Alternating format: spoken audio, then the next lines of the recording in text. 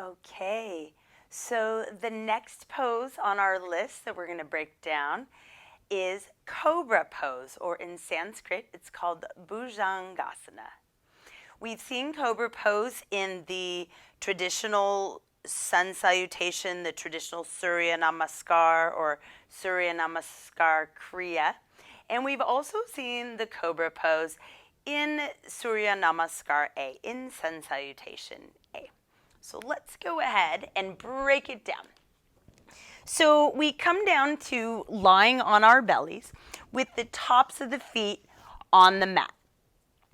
We'll go ahead and squeeze the elbows by the side, plant the palms on the mat. And at first, when we're coming into the pose, we usually rest the forehead down on the mat. So there's a couple of hand positions we can do here. So go ahead and rest your hands down on the mat. Squeeze those elbows in tight. And first, draw the hands back so that the fingertips are lining up with the center of the chest. So we have the fingertips lining up with the center of the chest. Tops of the feet are on the mat. The legs are nice and relaxed. We keep the elbows squeezing in tight. It's almost like the elbows are pointing straight up to the ceiling. So we start out by pressing the forehead down or resting the forehead down to the mat. And then we gently arch up the spine. So it's like the chest starts to lift up off the mat and the head and neck float to go along with the chest. We want to, a lot of times in this pose, people's elbows start to pop out to the side. So we want to keep our elbows squeezed in tight. And for this first version, if you will, we're going to stay low in this cobra. So the chest is lifting up. My neck is in a nice long line. I'm not arching my neck back, so I'm not dropping my head back, and I don't have to look forward too far, but I'm also not keeping my head tucked and the chin really low.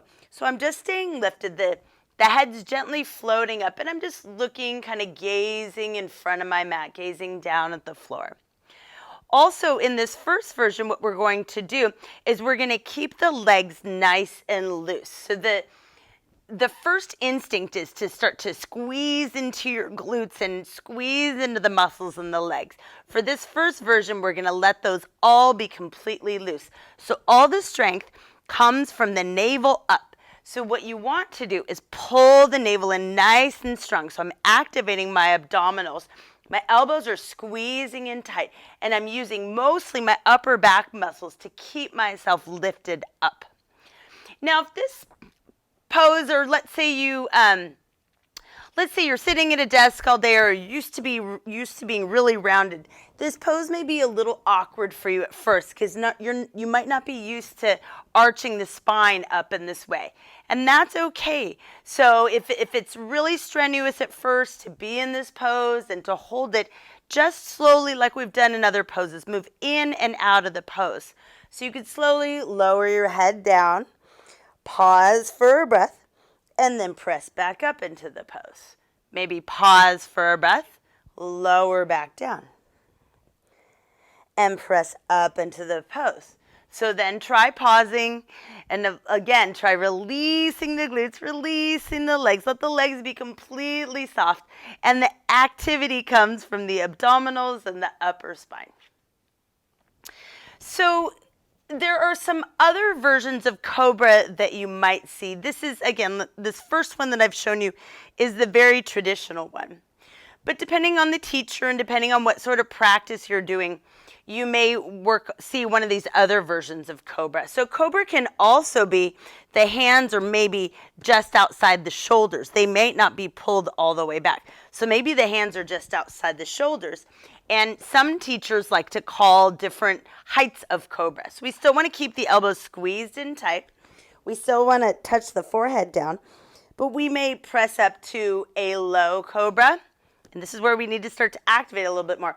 We may press up a little higher, medium Cobra. And we may press up even higher to where the arms are almost straight. Now, I don't encourage you coming into this kind of straight arm version right away. because you want to pay attention to how it feels in the spine. So for instance, I have a kink in my kind of mid back right now, and me pressing all the way up like this is painful. It doesn't feel good on my spine. So this isn't something I'm going to want to do today. And maybe I typically don't do a lot of this anyway. So listen to yourself and notice what height is a good height where you feel nice and strong and you can press up comfortably without creasing into your back. Additionally, one thing you'd always want to remember in every version of Cobra is to keep that navel pulled in. So anytime we pull the navel in, we activate our abdominals and it helps take any pressure, pain, compression out of the back. So that's the best thing we can always do, is pull that navel in towards the spine and really help strengthen those abdominals, activate those abdominals to help the back. Now again, when we come up into some of these higher versions, it's almost impossible to keep the legs completely relaxed. And so you'll find that you'll probably start squeezing your glutes together, and that's okay. So just pay attention to the different options.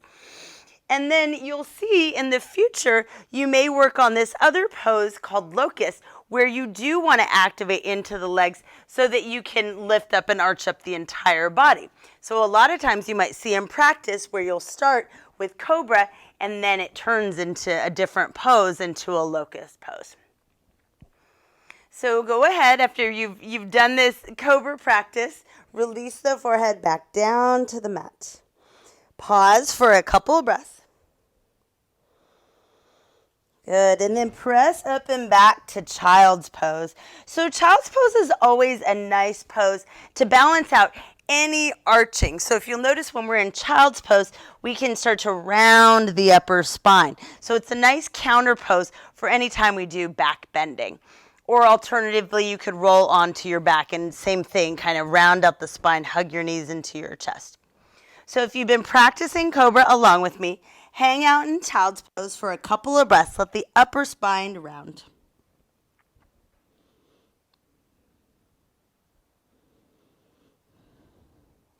Good, and when you're ready, press back up out of the pose. And we'll see you for the next one.